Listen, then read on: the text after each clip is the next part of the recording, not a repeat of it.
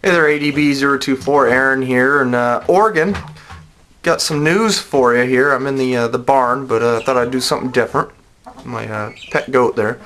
And anyhow, first off, I have just the past 2 days newspapers here, and no news is good. World news here is not good one bit. But first wanted to talk about the Ukrainian super swine flu, which it appears to me what I'm seeing is it is just swine flu, and it has mutated, which is something everyone thought was going to happen, so that's nothing really out of the ordinary. Every flu does mutate like that. That's the whole idea of getting the vaccine before the second wave of the virus does come out. So I don't know too much about that stuff. We'll see if the flu vaccine actually does hold immunity to the new mutated version of the H1N1. And I think Ukraine is putting a lot of fear out there to the people in its country, because Ukraine almost goes into civil war every time there's an election, because a percentage of the population is pro-Russia, and another part of the country is pro-NATO. So that's not a good mixture there. So every election you really have a leader that's pro-NATO or one that's pro-Russia, and seems like that's why even maybe the U.S. is involved, because or NATO, because if they get NATO gets a leader in there that's pro-NATO, it's good for them. But in Russia gets a leader in there that's pro-Russia, it's good for them. So it's dangerous times in Ukraine, and so I could just see that purposely fear is being put into the people of don't go outside or you'll get swine flu and die, so I could see why that could happen. So I just have the past 2 days newspapers here, November 27th and November 26th, and I'll start out with let's see, Bush stared Blair into war, British ambassador says. I really find that hard to believe. The British are blaming the wars on us. The British are blaming us. I mean, should that even be published? I mean, that's ridiculous.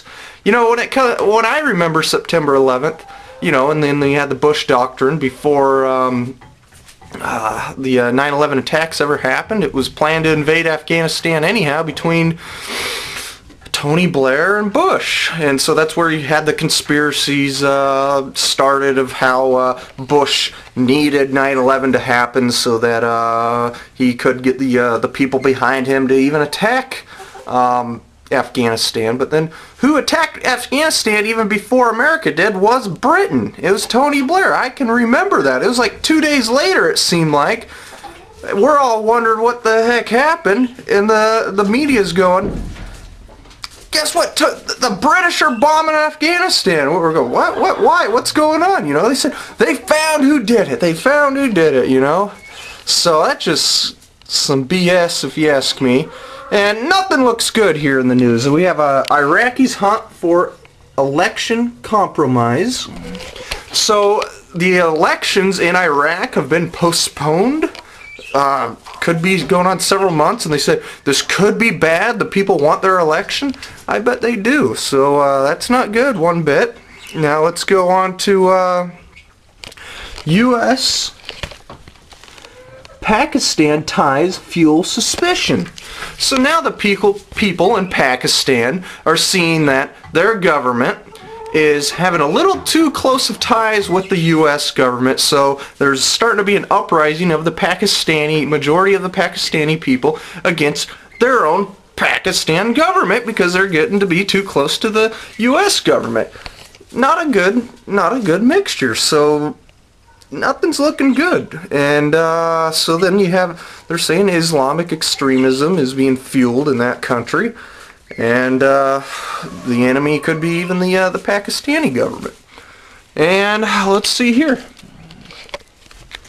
Taliban leader rules out talks with Karzai. So what that is in Afghanistan, the Taliban have ruled out any talks whatsoever with the leaders of Afghanistan. So in Afghanistan, not looking good one bit. Taliban still, you know, not looking good. They're ruling out talks, and there's even talk in this article about, you know, they know about Obama's strategy, and that he's actually already talking about starting to withdraw troops from Afghanistan, and they know this, and so they look at, like, you know, almost like a win. They look at it as a good thing, what's going on.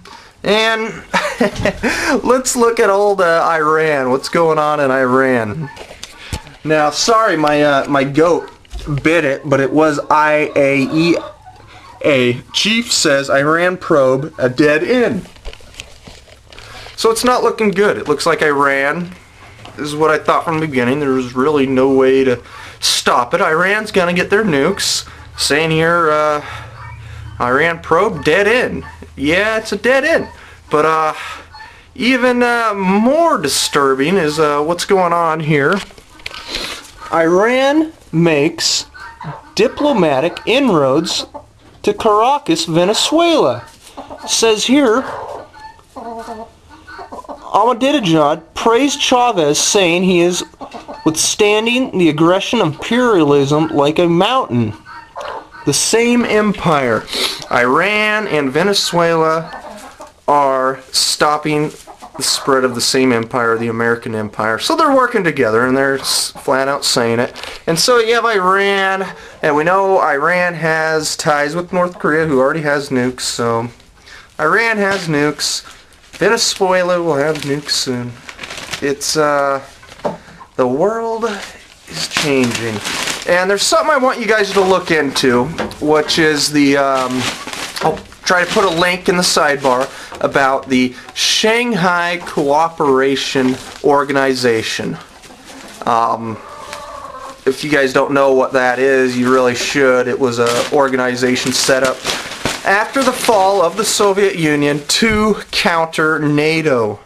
And pretty much all the big players are part of this, and all the big players that are in part of destroying the U.S. dollar, or saving themselves, I should say, and you know, getting their own currency out there, not using the dollar.